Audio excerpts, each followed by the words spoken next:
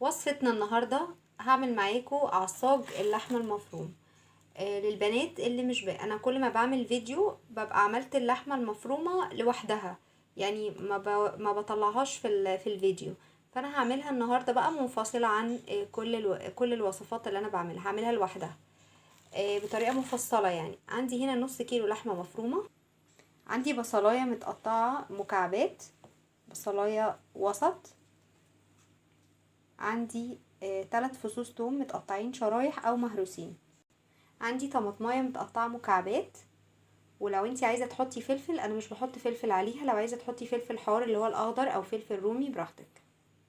اهم حاجه في اللحمه المفرومه هي التوابل بتاعتها: معلقه فلفل اسود كبيره، رشه جوز الطيب، عندي معلقتين كبار 7 بهارات، عندي معلقه ملح كبيره، عندي نص مكعب مرق. يلا بينا نبدأ وصفتنا. عندي طاسة فيها اقل من ربع كوباية زيت، ما تزوديش طبعا الزيت قوي. هنزل بالبصل والثوم، وبعد كده هنزل باللحمة المفرومة بتاعتي. بسم الله.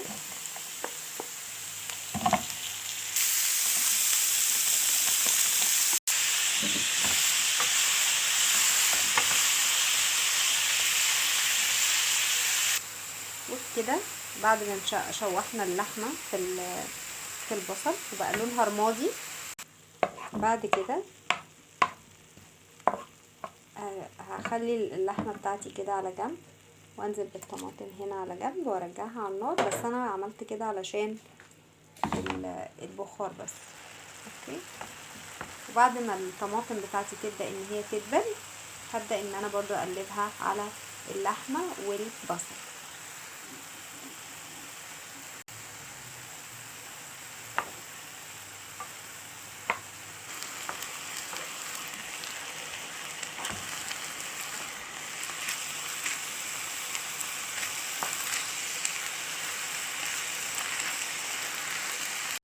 وبعد ما شوحنا اللحمة والبصل والطماطم، هنزل بالتوابل كلها. بسم الله.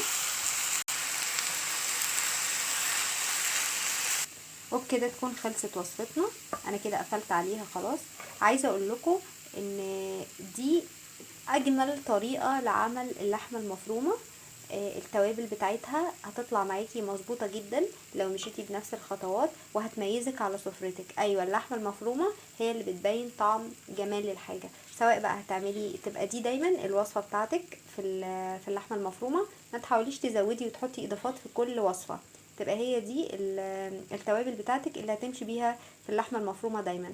سواء بتعملي رقاق او جلاش او مكرونه بشاميل او اي حاجه هتحطي فيها لحمه مفرومه، او حتى البطاطس اللي بتحشوها لحمه مفرومه، خلي دايما اللحمه المفرومه بتاعتك هي تتبيله واحده في كل الاكلات. اتمنى تكون وصفتي عجبتكم. متنسوش لو عجبتكم تعملوا لي لايك، واللي لسه مشتركش في القناه اعملي سبسكرايب علشان يوصلكوا كل جديد. باي باي.